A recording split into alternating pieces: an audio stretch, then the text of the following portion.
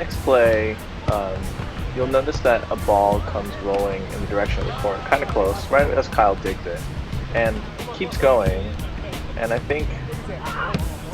guess at a certain point, there was a decision made that, you know, not playing it out versus playing it out. And I think it had more to do with what would happen after he hit it rather than whether it affected the play or not. This is Kyle Bergstresser, that is. So when Kyle Thompson digs it back, that's when Kyle Bergstresser decided that maybe it's better if we opt for a replay. And I bring this up only because it kind of speaks to some of the gamesmanship that happens in volleyball in general, but maybe some people take advantage of it a little bit more than others. Why go job hunting today when I can't sit back and smoke the sack and drink until my problems shrink away? And by now the rent's due in 2 weeks, but inside my mind it's just another problem. Who can relate? I got evicted to the point where the court marshal came to my door and said, "Get this kid, get your bags and split. You don't live here no more." And now I'm ass out. I'm so damn hungry. I feel like I'm gonna pass out. I asked my brother for a handout and he hit me though I knew he had doubts, and rightfully so, cause I had no shit to deal with. I'm so confused, I've no control of my life. I think I'll get lit. So as my problems compile, I steady smile. Oh yeah, sipping on that 40 ounce that's lead me to a path of nowhere. So as I think about tomorrow, I hesitate to say 40 ounce for breakfast.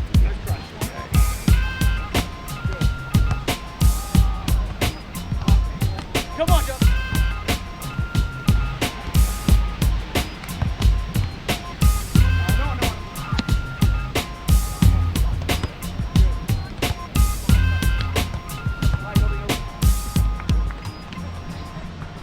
A 40 ounce for breakfast gets a brother through the day. I guess I should have rolled the joint up instead. Anyway, seems like every time I start, I don't know when it's time to say when. Now my mental gets all blurred and it sets off the ill behavior. Cooling with my boys, no names need to be mentioned at a party with some brothers. I don't know, I'm chilling. It's me and Jay with a 40 OZ to wash the shit down and plus a lot of marijuana. Now I need to sit down. I can't remember the last time I was this blue out of my cranium. My ears and head begin to hum aloud as the room's fun. Anyway, next thing I know, I blacked out, woke up with vomit all over my coat, start talking out my ass like AC straight, but yet I go and I don't know what came over me. I started dissing both my homies that I used to freestyle with, and now I'm asking them to show me what they got, not thinking straight. I don't know why I posed the challenge. Now my ego is erupting as if I was not saying challenge. Some shit was said I know I can't erase, and now shit ain't the same. I wish I had just one more chance to live that day again. I strain, cause this before to find a true friend and lose them to booze in my system just ain't how I'm living. Nothing I could really say to mend of how someone else feels, and so I guess I gotta wait and see if maybe the wound will heal. And I really didn't mean a word I said, though I can't prove that now. The only thing that I could really say is I went out, and out I went, and now and then I get irate and say a 40 ounce, fuck, just one more 40, just one more, I'll make this my last day. A 40 ounce. Come on, come on.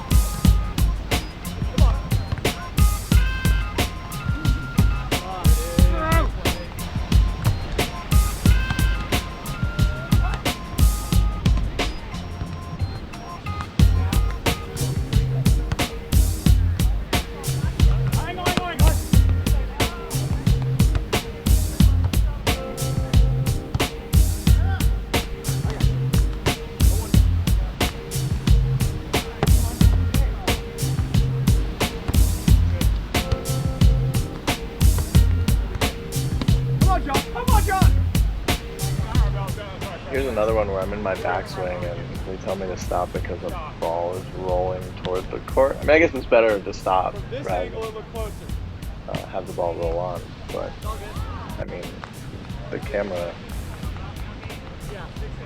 getting a pretty good distance from the court, and I didn't see any ball, so I don't know. I don't know if you could hear Kyle, but Bergstresser, he said that from that angle it looked closer, which is fair.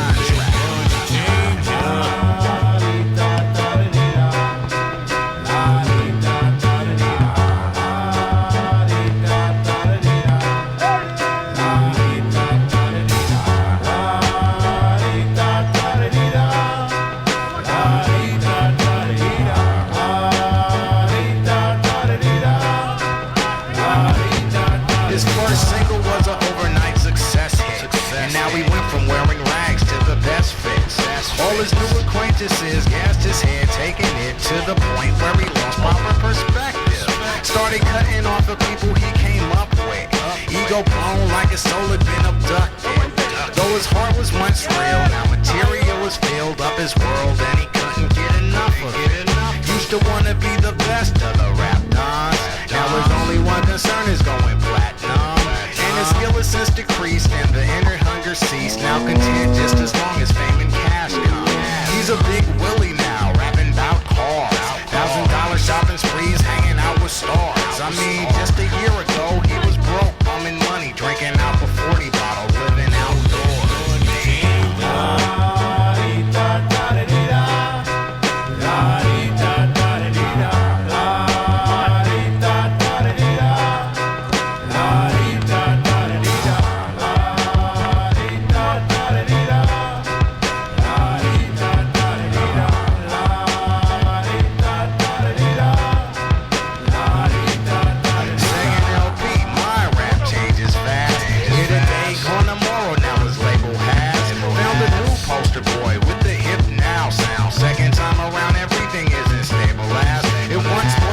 He's looking for the same hit, but his sound is played, he forgot to change with the moving times, no one feeling him, his rhymes ain't appealing anymore, and his records ain't selling shit. Now he's dropped from his label and he's going broke. Try to underground return, ghetto password roll, and the same faces that he dissed on his way to the top laughed as they watched him do the downstroke. Now the moral of the story is that some go blind with money, make the inner vision crumble. So if you're blessed with the talent, utilize it to the fullest. Be true to yourself and stay humble.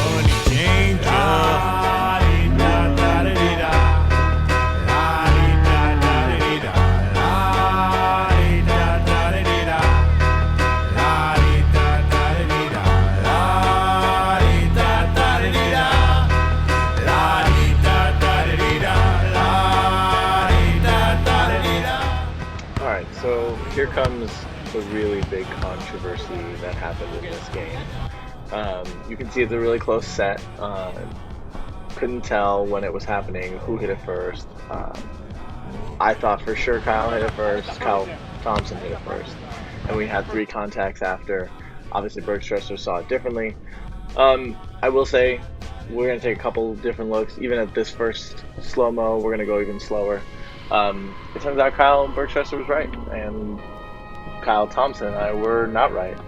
And as much as I hate to admit it, he was 100% right. And not 100%, because there's still some question. If I'm reaching, I could say that maybe the ball wasn't on the plane. It's hard to tell from this angle because we're slightly off to the side. We're not directly on the net. So maybe he was over. The other thing, if you really look at this last one, the slow one, there's a possibility, but when I looked at it several times while it was going really slow, I thought maybe he hit it again after Kyle Thompson hit it. So after he poked it down, that it went off of Kyle Thompson's hand and then hit his hand on its way up. But I think that's reaching, and it turns out that Kyle Bergstresser was right.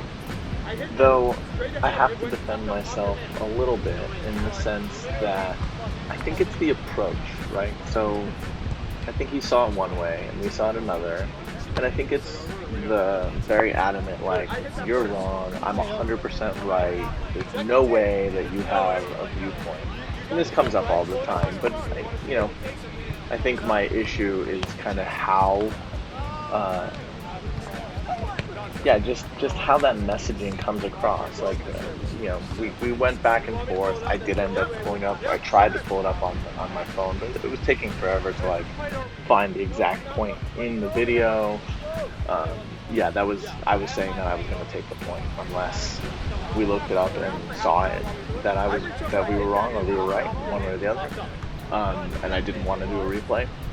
And again, it was partly in how it was presented, and I was just not having it. But then we did end up doing a replay, so that was the end result. And you'll see. I got over top of it, hit it forward, it popped off his knuckle. and then they played three hits on it. You heard right there, like the way that Kyle Bergstresser described it was actually pretty accurate. So he saw it right.